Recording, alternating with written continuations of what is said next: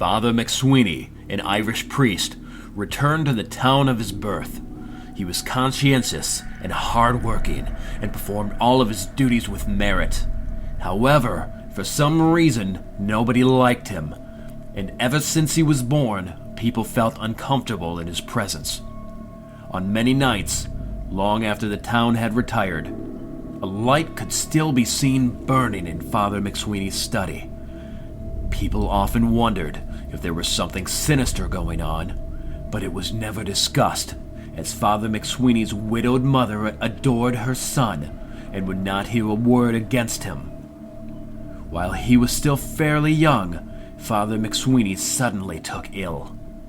The nature of the illness was a mystery, and different doctors diagnosed different opinions.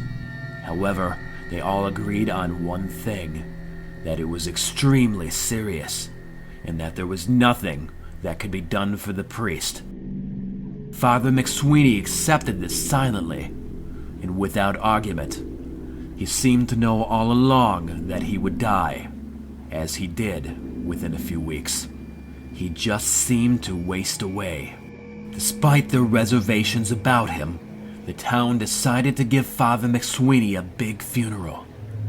After all, he had worked hard and had been the town's priest for many years. But the townsfolk may have also felt a little guilty about the secret thoughts they had about him, and perhaps even relief that he would no longer be among them.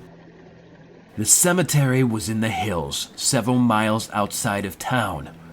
The priest's mother was too old and frail to attend the graveside service, but practically everyone else from town was there. When the service was over, everyone got into cars and rode back into town to pay a courtesy call on the priest's mother. It was growing dark by the time the procession of cars was leaving the cemetery.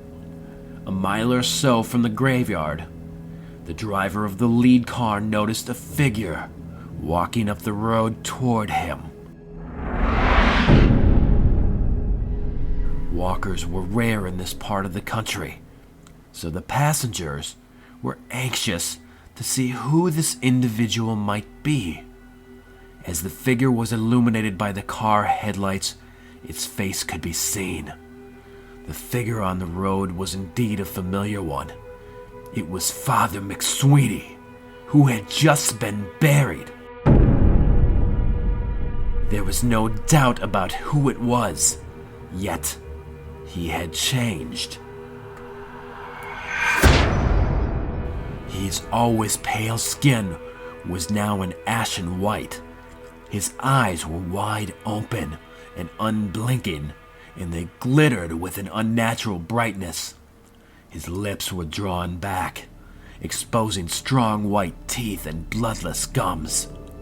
The figure walked the entire length of the entire funeral procession and gave no sign of recognition. Everyone, except the dozing few, saw it, but not a single car would stop. Indeed, they began to drive faster, and the passengers began whispering to each other about what they had seen.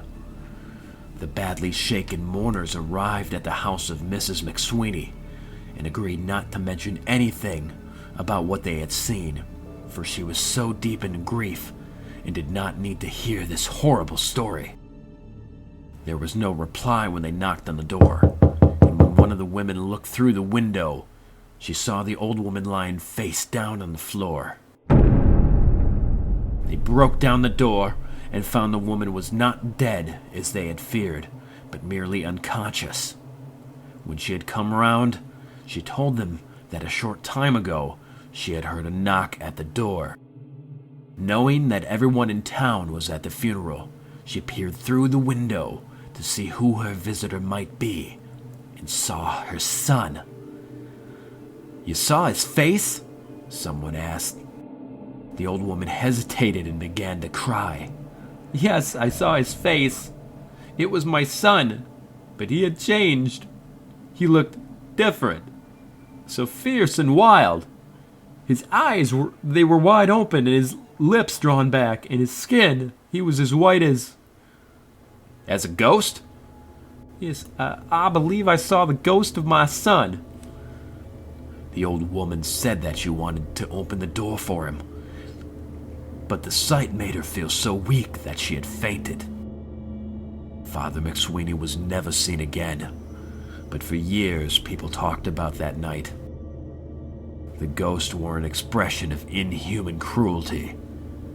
Perhaps this was something in his character that he was able to disguise during his lifetime, and that may have been why he made people feel uncomfortable and even a little fearful.